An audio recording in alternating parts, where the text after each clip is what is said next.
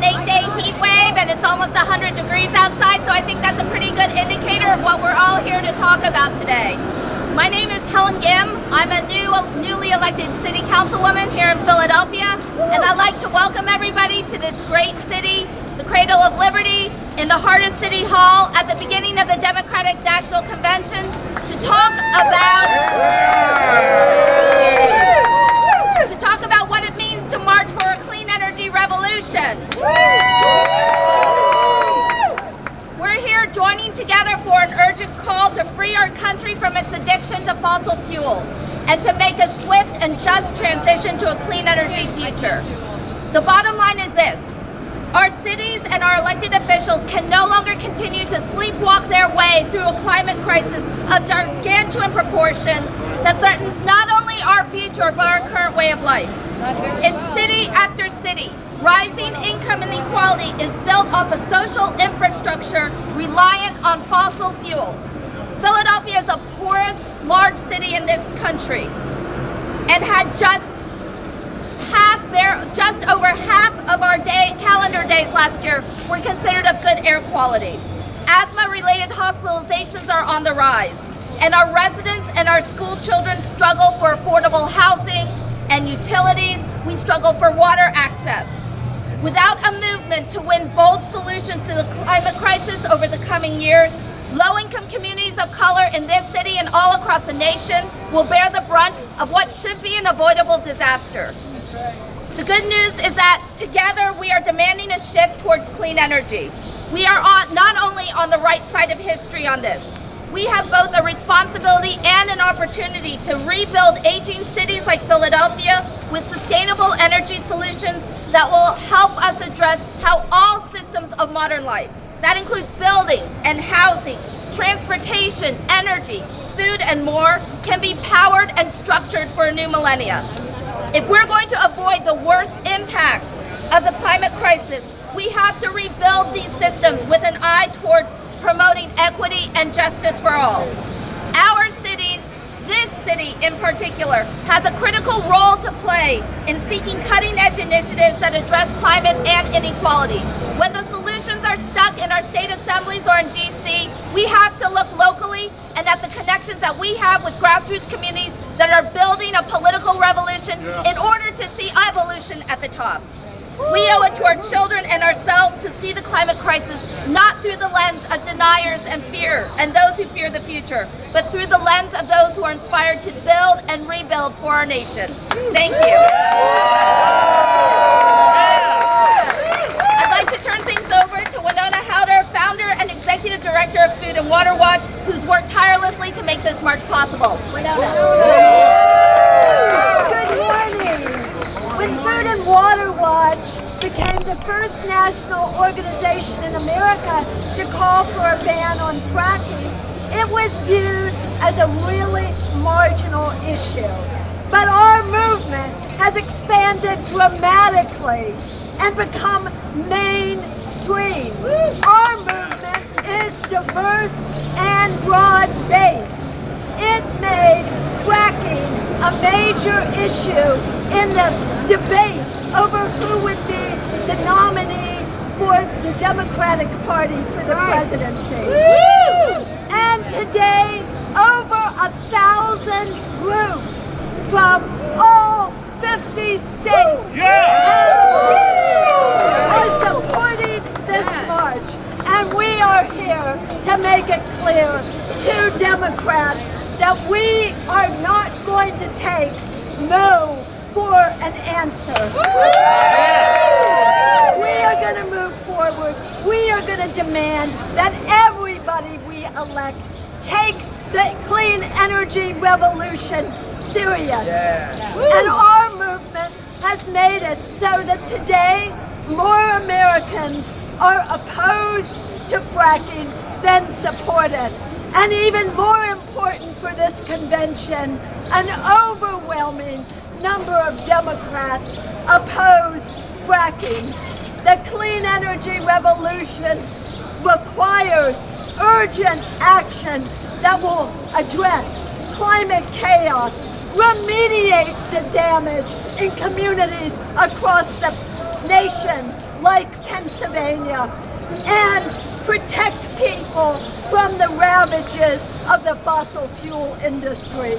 We are calling on a ban on fracking everywhere and the incessant build-out of oil and gas infrastructure. Our vision for the future is keeping fossil fuels in the ground and on energy efficiency options that will create Keep it in the ground. Keep it in the ground. Keep it in the ground. Keep it in the ground. Keep it in the ground. Keep it in the ground. Hey, hold on! Don't frack us! No, no! We must make a very rapid transition to renewable energy that is just and clean. Our vision requires environmental justice for all Americans, those in communities that are most directly and disproportionately affected by the harms of fossil fuel extraction. I am so pleased to be able to introduce Chief Dwayne Perry of the Arapaho Lenape Nation, who is a leading voice for indigenous communities from around the country who are under assault by the fossil fuel industry. Chief Perry.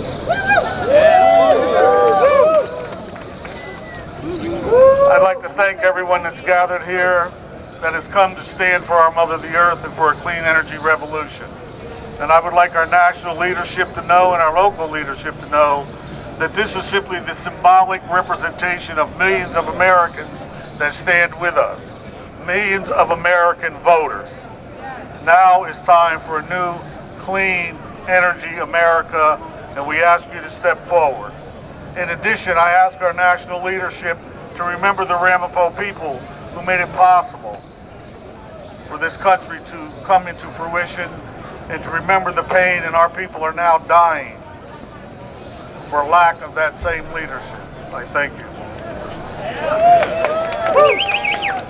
And our next speaker is Teresa Hill of Action United. All right, she Teresa. represents a social justice group that is based here in Philadelphia on the front lines of the oil and gas extractive industry and processing industry.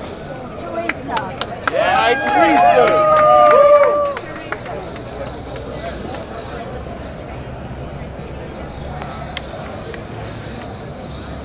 Hi, good morning everyone.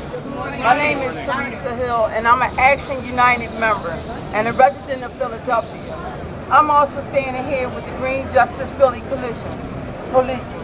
I'm here today because the oil refinery in Southwest Philadelphia has been poisoning our community for too long now, way too long. Right, that's right. I moved there because I thought the environment was safe for me and my family, and all I ended up with was poison, asthma, coughing, choking from my grandkids, and now it's time to stop.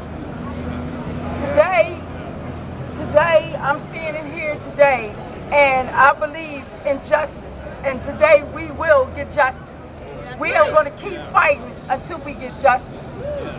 When I take my grandkids to the store, to the park, I see these trains, and these trains have all these chemicals in it, these explosive chemicals, and there's so many families that's endangered, and no one seems to care about them. We care. We care. We care.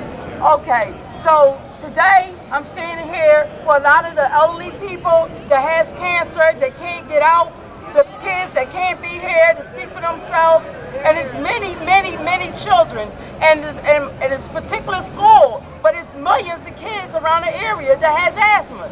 No one seems to care, no one seems to know, so I'm here to tell this story for everyone.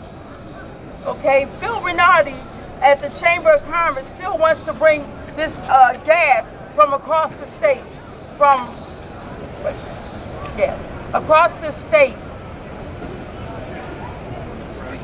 the fracking fields to Philly to poison our family and low-income areas, which will make us even more sicker. The Democratic National Convention is meeting tomorrow. All these politicians are coming to town, including Governor Whoop and Mayor Kennedy, who are the honorary of co-chairmen. So we are calling on Governor Whoop to do the right thing and say no to dirty fossil fuel energy expansion at Southport. We have the right to breathe. We deserve environmental justice in our city.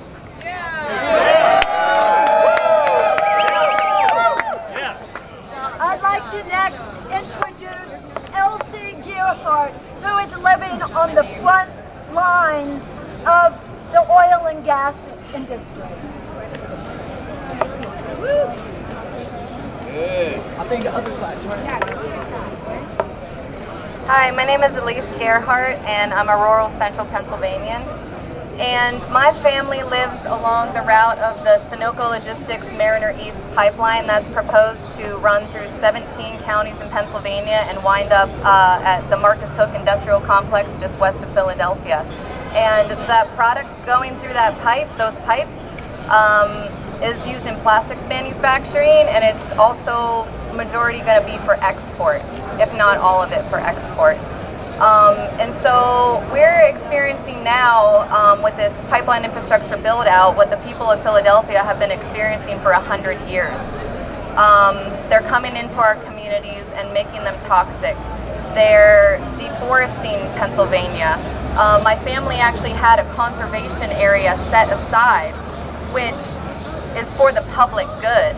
And we're being told now that we don't have a right to engage in conservation for our future, that we have to relinquish our land to this greedy corporation to make it an industrial zone for fossil fuel expansion. So our land was given away via eminent domain, and we're one of the many, many families across the state and across the country that are trying to fight eminent domain right now. Unfortunately, our government's policies are not protecting us. The courts are not standing up for us, and the police come to our house and arrest us when we try to stand up for ourselves. So really, we have no one to protect us. They took my mother to jail for trying to protect her own property. She's a retired special education teacher who devoted her life to the good of this Commonwealth, and now she's just being abused. So basically, I'm here to stand with everybody else who's fighting this toxic industry, with the people of Philadelphia, fighting Sunoco especially.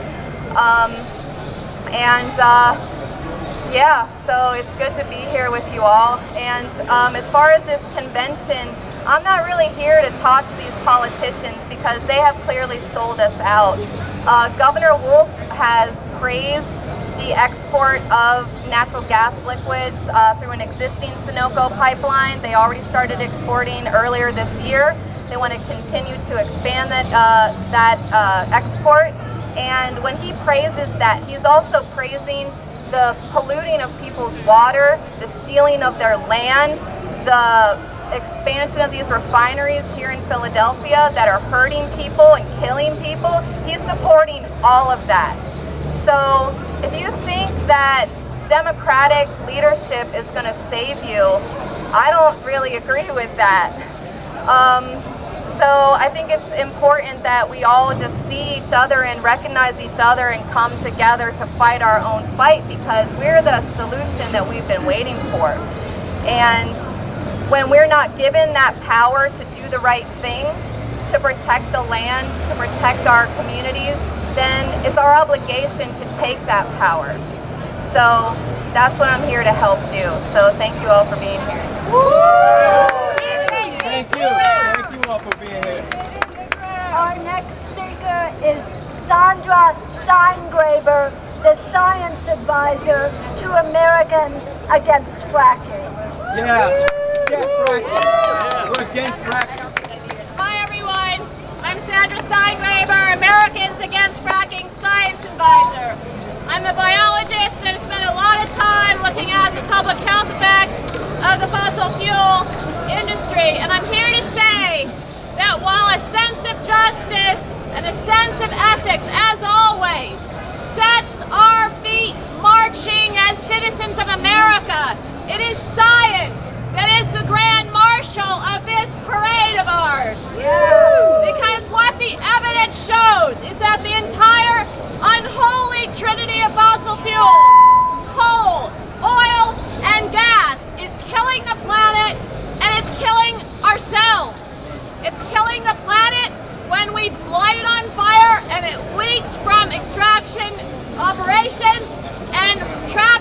into our atmosphere, and it's killing us through the extraction and distribution process through toxic exposures. Millions of people and Americans are dead because of exposure to air pollution alone. Wow. Stroke, preterm birth, heart attack, lung cancer. When we say air pollution, what we mean are the byproducts of fossil fuel combustion. That's what air pollution is.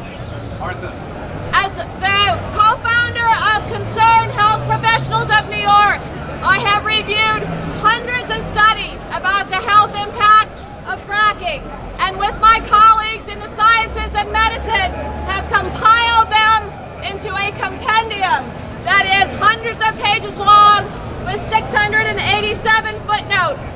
As a scientist, I did that work objectively. All of us scientists are proud of our ability to let the data speak to us and objectively analyze it. But at the end of the day, when every data point represents a human life, I no longer feel neutral about my objective analysis. Instead, I feel that we must leave it in the ground, which is why I and many scientists are here with you today to walk and say, when data points represent human lives, we will stand up for life and we will march with you. Thank you. Our next speaker is Martha Kuhl with the National Nurses Union. Hi everybody, I'm Martha Kuhl from National Nurses United. I'm Secretary Treasurer here representing nurses from all across the country. As nurses, we see the effects of the climate crisis daily in our jobs. We see how extreme forms of energy extraction affects our climate and it affects our patients. We see new, rare, deadly forms of cancer. We see more and more asthma, as the sister talked about earlier. Daily. We are here today to tell you that this is a public health emergency. Standing up for climate justice also means standing up for health justice, because the communities that are most impacted by the climate crisis are disadvantaged communities. That's where they dump toxic waste, that's where they put emissions, that's where they are extremely impacting our brothers and sisters in our communities.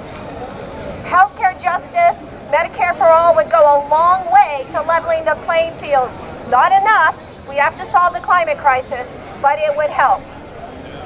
We also stand for a just transition. All our brothers and sisters in the labor community who are working in those industries deserve to be taken care of and transition to a proper non-fossil fuel economy, a sustainable environment. We need to rebuild our infrastructure. We can put workers to work in this country on behalf of all of us, not in service to the corporations. Lastly, we can all together fight for climate justice and a better planet and a better future for you, me, and our children. Thank you. Our next speaker is Lydia Avila with the Energy Action Coalition. Go Lydia. Hi everybody. I'm the executive director of the Power Shift Network, and we are a youth-led and youth-focused national network of organizations who are fighting for a clean energy future, because young people are going to be the ones suffering the effects of climate change and living with this future. They are the future and the present of this fight for a clean energy revolution. A contingent of hundreds of young people are headed over to join the march right now. They are riding the train over to the Walnut Locust stop in bright golden shirts, so you won't be able to miss them. And we're here to say that we need our decision makers to make this a top priority. That we're not okay, and we will not support anybody who does not demand a just, sustainable, healthy planet for ourselves, for our future, and for the future of our generation and future generations to come. Thank you.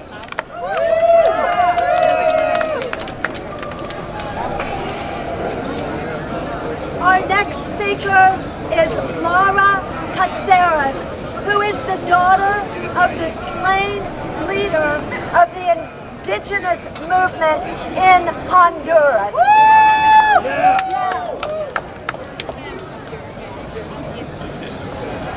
Hola a todos, muchas gracias por el espacio. Soy Laura y vengo de Honduras. Vengo también para reclamar la responsabilidad que tienen los gobiernos de Estados Unidos por el cambio climático y para contarles cómo este nos está afectando en nuestras comunidades. Hello everybody, I am Laura Cáceres. I have come here from Honduras also to demand accountability from the U.S. government for climate change and also to tell you how this is affecting our communities in Honduras. A nosotros no solo nos están envenenando el agua, el aire y cortando nuestros bosques, también nos están asesinando por defender la madre tierra. Nos están asesinando los militares y policías financiados y apoyados también por el gobierno de Estados Unidos. They are not just poisoning our rivers, they are not just cutting down our forests, they are not just poisoning our lands, they are also assassinating people who stand up to defend Mother Earth, and they are doing that because of the financing that goes to the police and the military of Honduras. Entonces, no solo es necesario en pensar energía limpia, sino también en pensar cómo los proyectos y extractivos, muchas veces proyectos hidroeléctricos, van a nuestras comunidades, se apoderan de nuestros ríos y crean violencia en nuestras comunidades. It is necessary not just to think about clean energy, but to also think about how the different extractive projects and also projects like hydroelectric dams come and are imposed upon our lands, imposed upon our communities, and generate violence upon us. Por último, contarles que estoy en la caravana de Se Necesitan Raíces y vamos a estar haciendo actividades acá.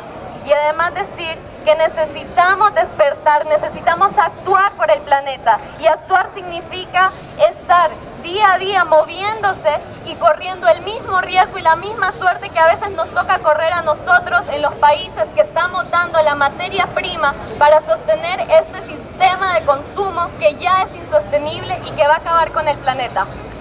And finally, to tell you that I am here as part of a caravan, the It Takes Roots caravan, and we are here reclaiming justice and saying that we need to double down our efforts and dedicate ourselves to fighting against this system of consumption and extraction, no matter what it takes, and run the same risks that we run back in our countries because we are the ones that are the sources of the raw materials for this system.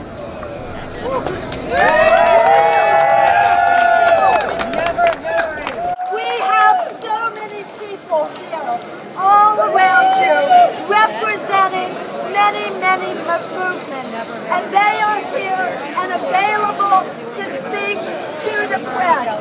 We would encourage you to talk to Progressive Democrats of America. Raise your hands. Many indigenous people, please raise your hands that you are available. Labor, health groups, raise your hands. Impacted people from around Pennsylvania and around the nation, raise your hands to speak to the press. The nuclear contingent is here. Those working on bad trade agreements, please raise your hands. And the environmental movement. I said that. So please, we'll take a few questions, but really we want you to spread out and talk to all of the people here whose voices need to be heard. I'll just say that this is not a political event. We are 501c3 organizations. This is not a political event, so we're not here to talk about endorsing candidates. We are here to tell the Democratic Party that they should listen to their base and that we will be organizing going forward. That's what we're here to do. It's for the clean energy revolution.